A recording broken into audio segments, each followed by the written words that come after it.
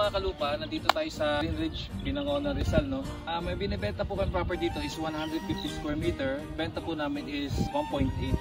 Cash payment po tayo, no, mga kalupa. So ang frontage po nito nasa almost 12 meters, tsaka isa pa maganda, nakamuhon na. May lot plan na po siya, mga kalupa. So guys, ito po siya, no? Nandito tayo sa taas niya kasi kaya hindi tayo makabuha kasi may aso pa eh. Mamaya pag bababa tayo. So ito po siya, no, yung property, makikita nyo po. Yan po yung property. Kailera na itong bahay na to. Ayan po, ayan po yung property.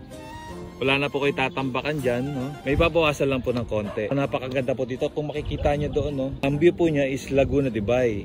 Napakaganda po dito. Time ngayon is nasa 4 PM. So talagang napakaganda dito. Yan.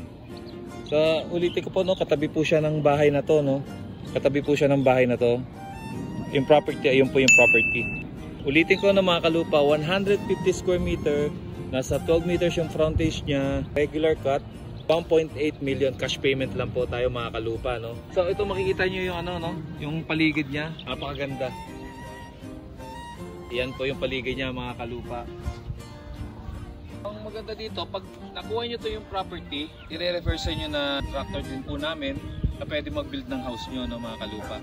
So ganun na lang po, kung gusto nyo magpa-viewing, gusto nyo ma-tripping, message nyo lang po kami, tsaka comment down below. So and please subscribe to YouTube channel, MJD Realty, and please click and hit the bell button to subscribe, no, mga kalupa. Ayan lang, mga kalupa, no. So that's it. Bye, God bless.